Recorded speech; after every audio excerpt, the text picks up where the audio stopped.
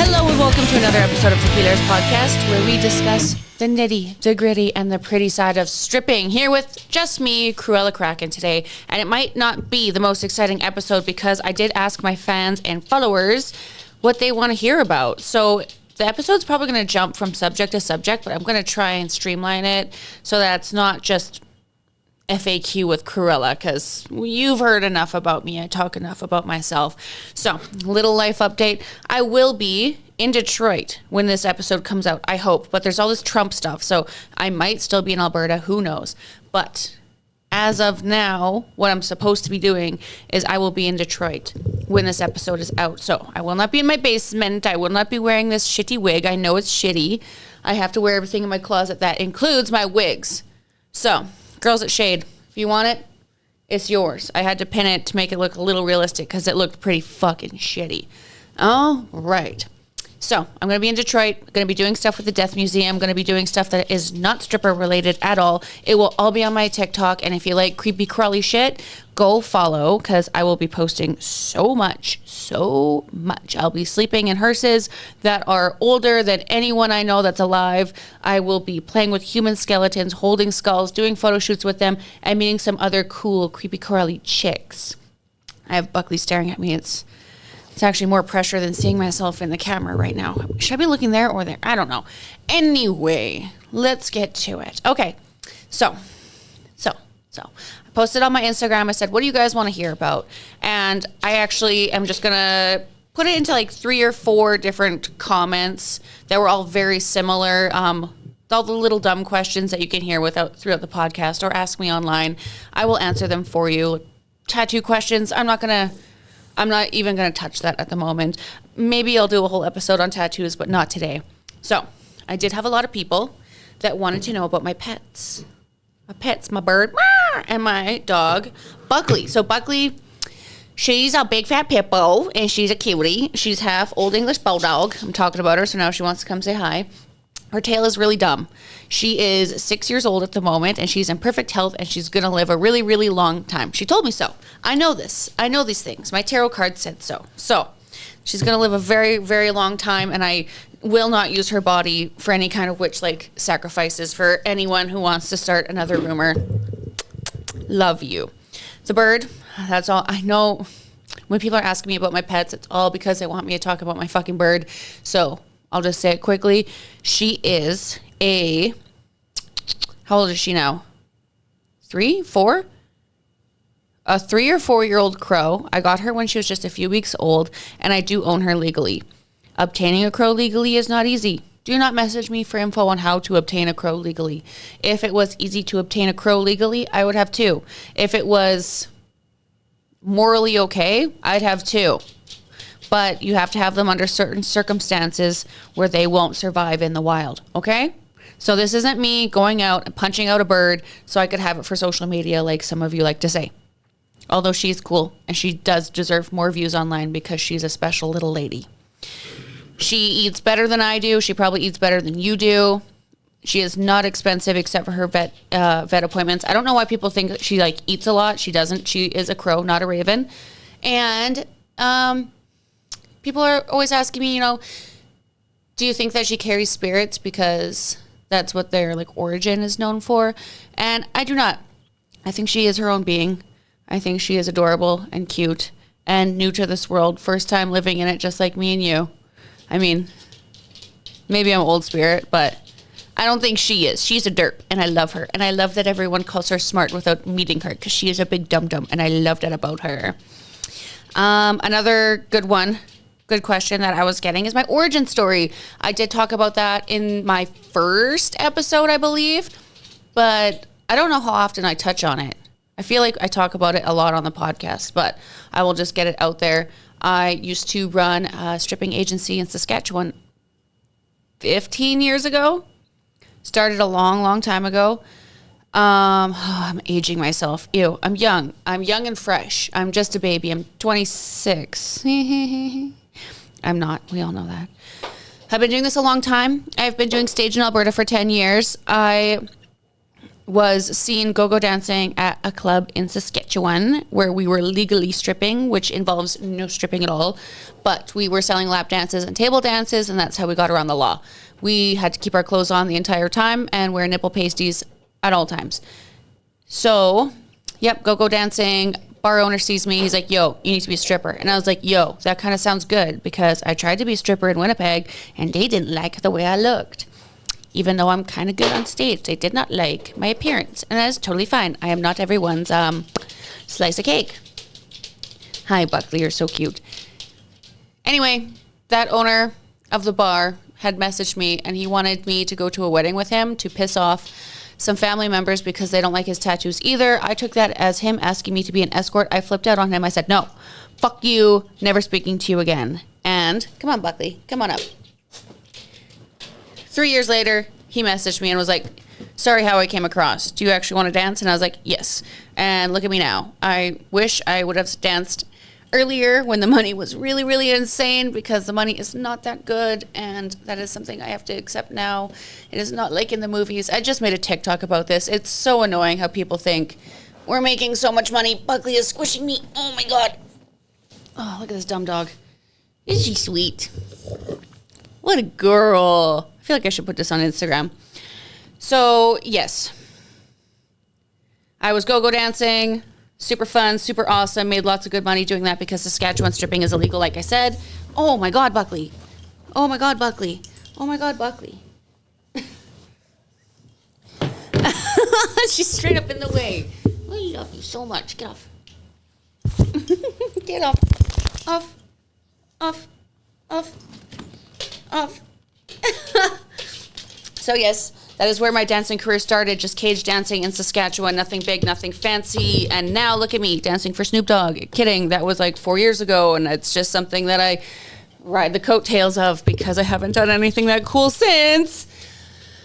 So yeah, started dancing in Grand Prairie. 3 months in, I did Miss New Canada, and then 6 months in, I did Stripper Olympics and got hooked to being a performer. I loved it. I loved doing a bunch of pole tricks. I liked being extra. I liked being one of the best. I liked getting the compliments. I liked leaving it all on the stage. It's like a sense of therapy. It's excellent. So that is my origin story. I've been doing it for 10 years. I am a veteran now. I'm one of the old hags in the change room, and that's something I have to accept. Even though I don't want to, I have to. Oh my God, someone has hay bales at work. That's it. Episode over. Episode fucking over. Kidding. I will be there soon, Luke. It's so funny that as I'm talking, people had just asked me, your pets and your bird. Talk about your bird. Talk about your bird. She's a bird. She's a baby bird. So my origin story and how I got into sex work, I touched on that, of course, with dancing, but maybe I should talk a little bit more about OnlyFans. OnlyFans is something that took me a long time to get into because when it got big and everyone was using it, it was over COVID, and I was dating a fucking narcissist who did not want me to do anything because he hated seeing me spend money, and he was severely in debt, and he only liked when my money was being spent on him. And then he also made a snipe that if I was doing OnlyFans, that he would get a cut, not for being in it, just for dating me. That he would get a cut because he's allowing me to do it. Doesn't that blow your mind? I could go on about that guy forever, but he stole all my extension cords, so don't trust him. Okay, my biggest holy shit moment where I thought, what did I get myself into? That's a rough one, because there was the time in Kelowna where I got spit on stage, and that was more of I need to watch how I act, because this was a girl who thought that she was like playing along with my act. I pretend to spit on my hands and like jerk off the air and do all these dumb like air blowjob moments and stuff. So she thought she was in the right to do that and that it'd be funny, and it wasn't meant to be malicious, and she was very intoxicated, which didn't help, but it made me realize that like maybe I'm not portraying myself the way I want to on stage. My show is very goofy and silly and like extra, and I take a lot of inspiration from Darla, who makes it very sexual. So made me think for a second that like, wow, what did I get myself into? How do I portray myself on stage? Why did that happen to me and no one else kind of moment? Another big holy shit moment was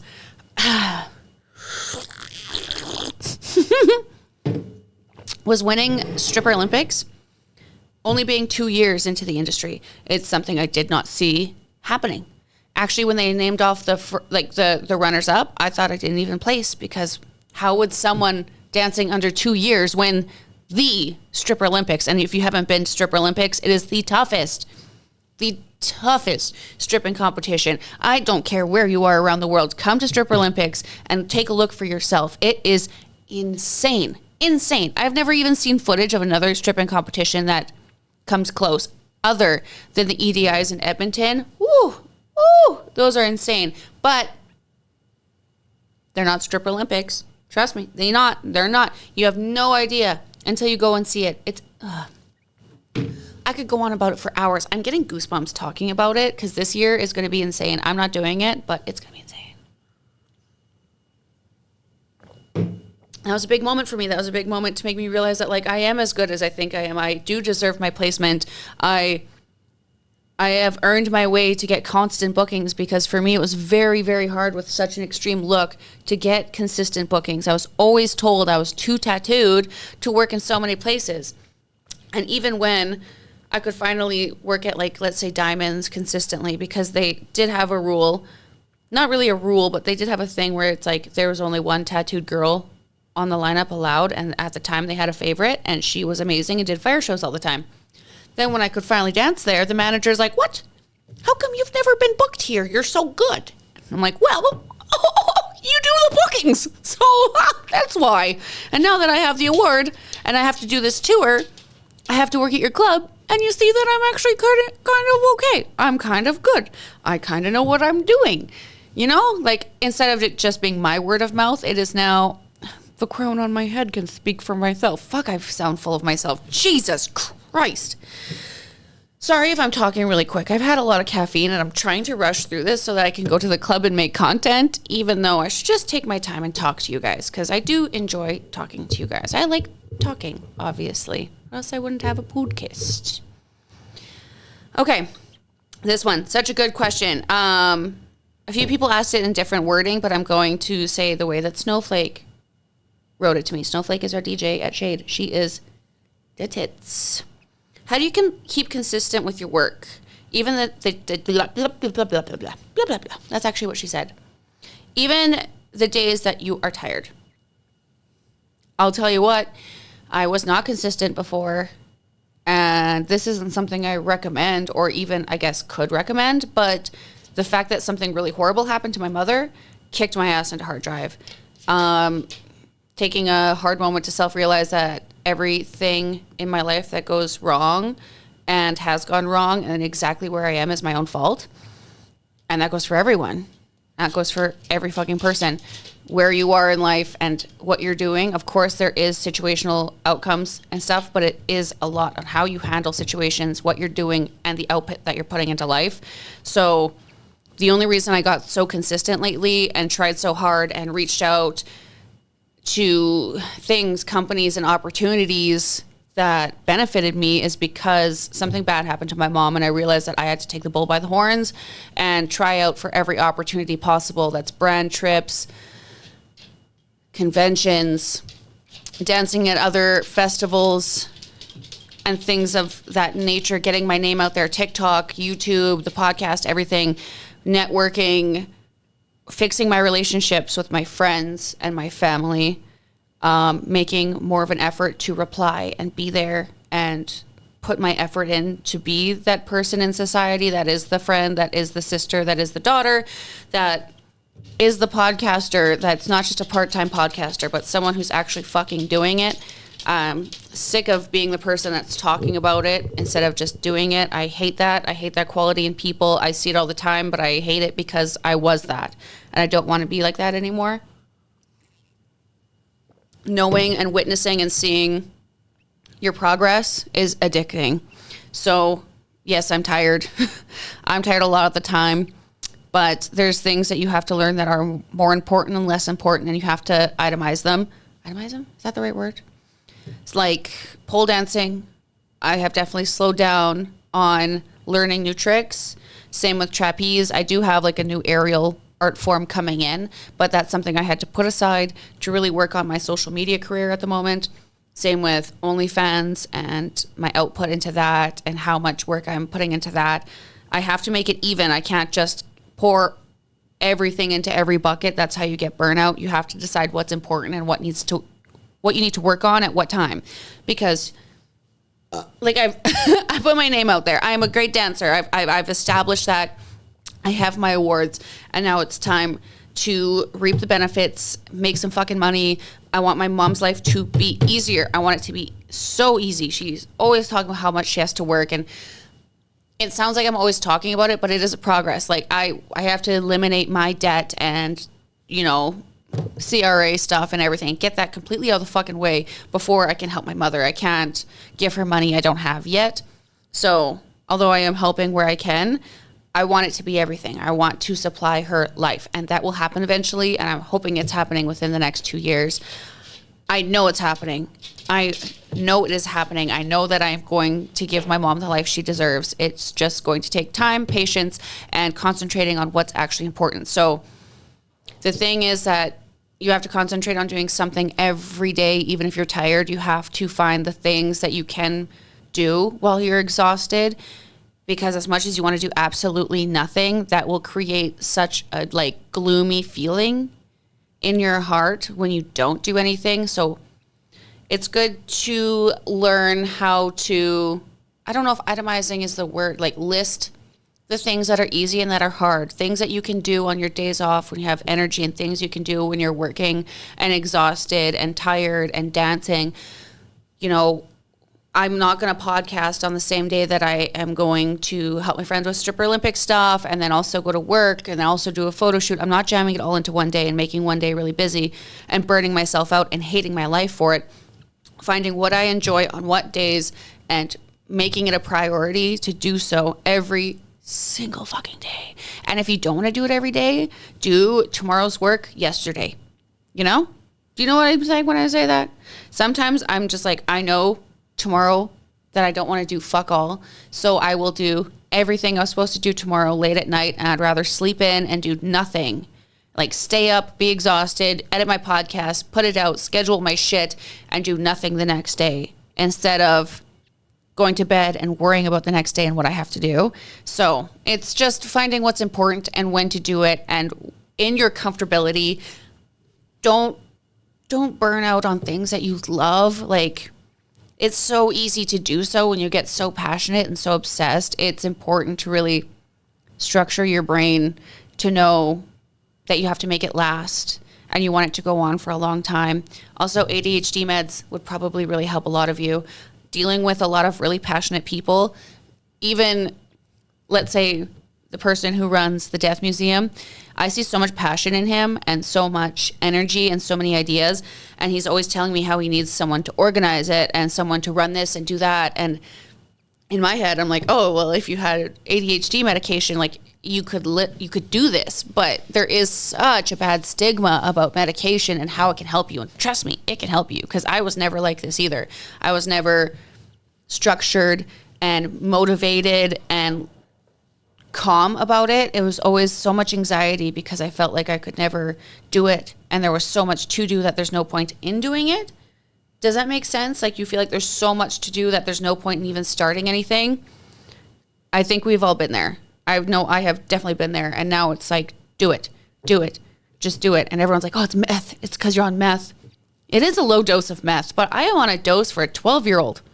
Like, I am on the lowest dose you can possibly get. You don't have to abuse the drug for it to work, but you do have to find one that works well for your brain, especially if it's affecting your daily life. If you think that you need someone else to do something that you love and are passionate about, or something that you want to do with your life, and you think you need someone else to do it for you, for it to happen in your life, maybe it's time to consider some kind of therapy to organize those thoughts, or a medication to help you organize those thoughts. Sorry, maybe I should be an ad for fucking Concerta. Holy shit. My mouth is dry, and it's only been 19 minutes. God, shut up, Krella. Okay, also, Snowflake asked, I love this question because a few people did ask, how do I deal with the trolls? This is a tough one. It's a tough one for a lot of people. One, I am very unique looking and very tattooed, and I've always grown up with pretty privilege. So I am used to being stared at. I am used to people looking at me like I'm a freak. So it's very easy for me to be conditioned to be okay with being treated differently. But let's talk about trolls specifically, especially online, because we do have something going viral at the moment that involves not just me, but multiple of my friends. And oh my God, are we getting ripped apart? And that's not something I'd ever want from my friends. Excuse me. That's not something I want from my friends, but it is something that we all experience at different magnitudes. So let's talk about it, because they don't have like a social media following like I do. So I'm very used to hundreds of comments of people being fucking assholes for no reason. What makes it easier for me is realizing a lot of it is projection. I talk about projection all the time. Happy people don't go online and talk shit about anyone. They don't go online and comment stuff unless it's like something they're standing up for. There's no reason to go online and comment hateful, mean, opinionated things about a person you don't know just based on their appearance. That doesn't happen to happy people. I've never done that. So to know that someone has like some kind of anger or sadness in their heart just makes me sympathize with them. It makes me feel bad for them, I guess. You really have to look at it through a different light. Instead of being like, wow, what is wrong with me? I really have to think of like, what is wrong with them? Because who the fuck does that? Who like actually kind of blows my mind that someone would open up their phone, go online and comment to a bunch of girls and be like, you deserve abuse. And this is things that they are saying. This is things that they are absolutely saying to us, that we deserve abuse, that we picked bad partners, so it's our own fault, that it's because of the way we look, it's because of our job. And I'm not even joking. It's at 980 comments of mostly men saying this. We had 2 women out of those 900 that said something similar, and then hundreds and hundreds of women that say, like, I sympathize with you. I've been through something like this. It's because men can disguise themselves as something else. Maybe I should tell you what the video is so this isn't so confusing. It's a video about things that men have done and we stayed, and that's the title of it. But half of those things ended up it being the breakup, but that's not the theme of the video. And we stayed. So of course people are going to assume that people did all this awful stuff to us and we still stuck around, meaning we deserved it, which is absolutely not fucking true. Even if we did stay, it's because we were being abused and scared and didn't know what to do or where to go. A lot of these things also happened over COVID, where we were all trapped in relationships we didn't want to be in. I feel like that happened to a lot of people. A lot of people got stuck in relationships and had to move in with people they didn't want to move in with because of money, because of the, not disease, what is it? The sickness, I guess, out of fear, everything like that. So the fact that we could get hundreds and hundreds of comments of these angry men saying, like, you deserve it, it's because of the way you look, all this stuff, they're justifying their own actions. I'm sorry, they're telling on themselves. That's how you have to see it. People commenting are telling on themselves. There is a reason they're saying something. If a woman comments on another woman's thing and is like, you're ugly, it's because she thinks she's ugly. There's no other reason. There's no other reason that someone would do something. Like, why would someone confident ever go online and say you're ugly to another human? Absolutely not. So these men are all going online and full-blown telling on themselves, saying, like, I've had a girl stay with me because she let me do all these kind of stuff.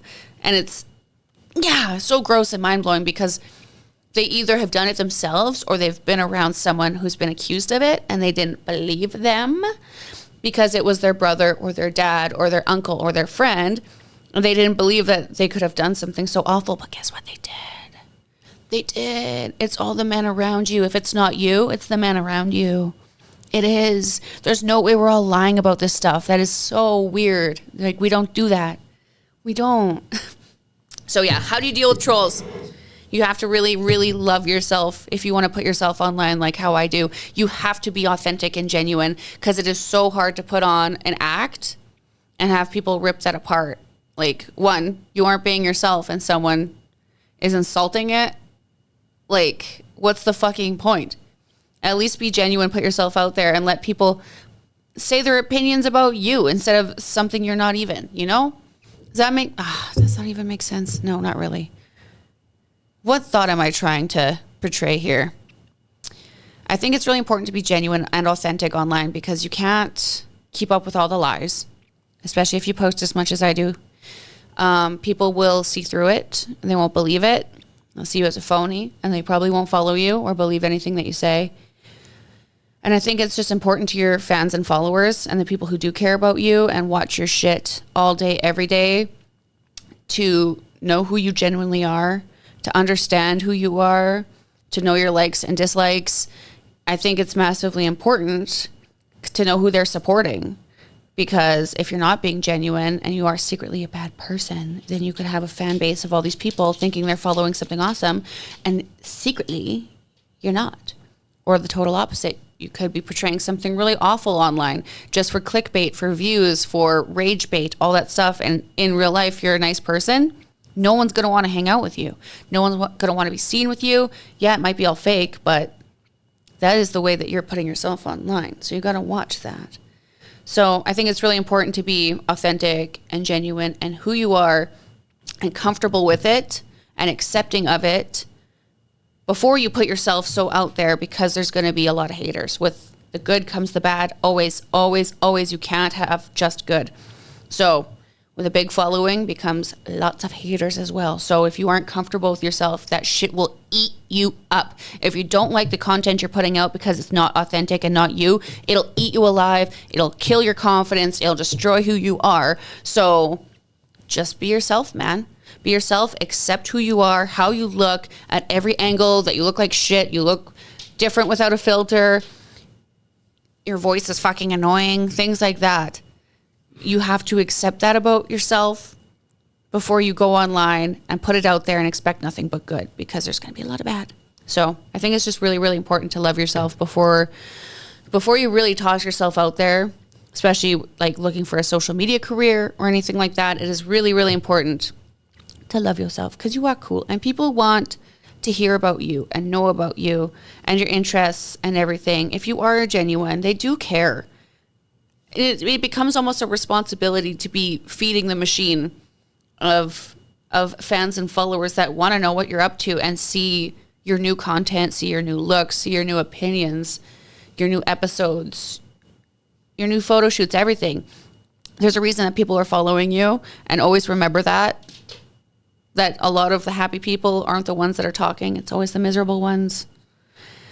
Okay, the last little blurb that someone had said. Let's see if we have anything new first. Oh my God, everyone's so sweet. The impact of loss while working in the industry. Oh, that's a rough one. Ooh. Okay. The impact of loss working in the industry. So I am very lucky. I've not lost a friend, a very close friend yet. I have lost friends that I have met in passing, friends that I have worked certain gigs with many, many years in a row, almost like a tradition. And then suddenly when they're not there at the tradition, it's shocking. So I got goosebumps. Maybe they're here with me. Maybe they're trying to like help me talk, which would be really cool. I have not lost anyone that big when it comes to a female yet. I'm in this industry for the long haul. It will happen. I have had some run-ins with my friends and some very scary addictions and seeing them very high, and it scared me a lot. I didn't want to be part of it. I didn't want to watch it happen. It made me realize that like life is fragile and I could lose them at any moment, and I didn't like that. It's happened a lot with alcoholism, with drugs, with self-destructive eating disorders and actions. I've seen it happen in almost every way, so it will happen to me eventually. I will lose a friend in the industry due to something horrific, and obviously I will also lose friends due to natural natures. There's no way I can work with this many people and not lose someone close to me eventually. I hope it's not soon. I can't imagine the impact that it would have on the club and everyone working it. Oh, God, I'm not going to tear up. I need my makeup to last. I actually can't. Like, even when Sydney fell and we make all these jokes about how she could have died. Like, imagine how that would be. Sorry, I'm crying. Coming into work and seeing her banner. And, like, knowing that she was, like, this amazing performer and person. And never seeing her again. And people talking about her and the customers knowing her and everything. And it always being brought up. It would be devastating and hard. I don't know how we would get through it. I don't know how I would get through it. I'm a very sensitive person, obviously. I cry very easily. So that would be very hard. And me and Sydney, like, we're not best fucking friends, but we are good friends. We work together often. We see each other at least a few times a month for weeks at a time. Like, this isn't one of my best friends, so I can't even imagine a close person who I consider a sister. And that has happened. Like, we did lose Creighton Chaos, I think, a year ago, and she was very close to a lot of girls, and she touched a lot of hearts. So I can't imagine what it'd be like to walk into the strip club and one of the girls that you always see and hear their laugh, it'd be gone. I don't know how the fuck. I don't know if the club would close. I don't know if we'd all take time off work. I don't know if we'd want to be at work. I know that when I did lose Bear, like, the man I consider my father, he is a club owner. I wanted to be at work. I wanted to be there and talking about it with everyone. And I knew that was coming. He had a lot of health problems and he had a DNR and COVID had happened. We all thought if we were going to lose him, it'd be over COVID because he had lung problems, very severe lung and heart problems, and COVID affected those. So we thought if he was going to go, it'd definitely be over COVID. So we mentally prepared for a long time. So getting the call it was a shock, but it wasn't, you know, out of nowhere. It's something we've seen coming. It's like when your dog passes away at 14 years old, you know, you've seen it coming.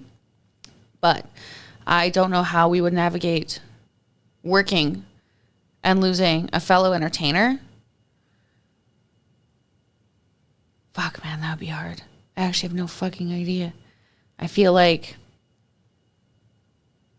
it would bring out, I like funerals and weddings bring out so much love and acceptance and forgiveness and professionalism and acting properly. And like, I don't know, it's weird. I say funerals and weddings bring out the best in people. They really do. It makes people forget about dumb shit. It makes people forgive dumb shit. It makes you move on and realize what's important, who's important, and what's important to say to everyone every day. I don't know. I think it'd be horrible. I don't want it to happen. I don't want to work through my mom's death. I don't want to work through a friend's death. I don't want to work through another boss's death even. I don't like it. Obviously, no one does. And hearing people talk about Bear all the time, it's comforting and it's nice when people mention him to me at the club. I love that. But it would be so hard to work every day and be trying to sell dances and make your living, what you have to do, and like a customer bring up the dancer that you're mourning. Maybe this would be a nice episode to bring one of Creighton's friends on. And there was also another few dancers who have passed away years ago, and it did affect the community a lot. So maybe that is something I should bring on and talk about a little bit, especially with how seeing my friends so stuck in their addiction has scared me. I feel like that's another conversation I should have. I did have it with Sonia before, but I feel like I should have it again because I feel like I'm losing touch on what to do and how to be a good friend in those scenarios because my comfortability goes out the fucking window and I get scared and I run. And that's just what happens. So that is a tough question. I appreciate it though, because it's going to happen. I think about it all the time about one day we're going to get news that someone we work with and someone that we love has passed, either through addiction or car accident. Fuck, man, we're always traveling everywhere. We're all always, oh my God, actually, it's so terrifying. We're always like in the snow, like snowstorms and shit. Like there was one time that me and Bella Matrix came back from Red Deer, and I swear we almost died. It was so fucking scary, and I think we both didn't cry because we were both so scared. We didn't want to scare the other person more. It was so fucking terrifying. That could happen to any of us at any time. So working through it would definitely be a new experience and something I am not looking forward to at all. And I'm so sorry to end this podcast on such a sad note. So maybe we'll talk about something a little more exciting. Let's look at some of the dumb questions that I got. Oh, there's Buckley. What a sweet girl. Oh, someone just said, I'd love to hear more about your go-go dancing. And someone else said, how you got into dancing and why. I did touch on that a little bit. How did I get into go-go dancing? Honestly, the person who owned a tattoo shop that I was working at started a stripping agency because he was more of a pimp than he was a manager or a boss. I'll be for real on that. We were all very young and very impressionable, and he definitely took advantage of us. Not sexually. I mean, some of us he did, not me. But some girls he did. I'm looking at you. I know the truth. Don't even fucking hide that shit. But yeah, he started this agency where we would go dance. And we'd have to be up every second song, or we could do table dances for $20. And we worked at different clubs in Saskatoon like Leps and Rock Bottom. And it was greasy and grimy and so cool and so fun. And I got to wear combat boots and like dance on picnic tables and made so much money. It was so fun. But those times are over. And now I'm here making adult money and paying taxes and paying for mortgages and doing all that shit. I don't have a mortgage. I mean rents. Yeah. So how times have changed. So hopefully that ends it on a little bit of a lighter note. I'm so sorry, everybody. These one-on-one episodes will get better when I learn to talk to myself better, because I'm used to only talking to either a therapist or my friends. I'm not crazy. You are. I hope you liked my wig. I hope you learned something about me. Take with this what you will, like how I always say on my TikTok. You know, I do talk out of my ass a lot, and I'm sure some of it comes across very hypocritical because I'm an opinionated bitch, but I love you all. Be safe. Wear a helmet, wear a condom, and tip your fucking dancer. I love you. Bye.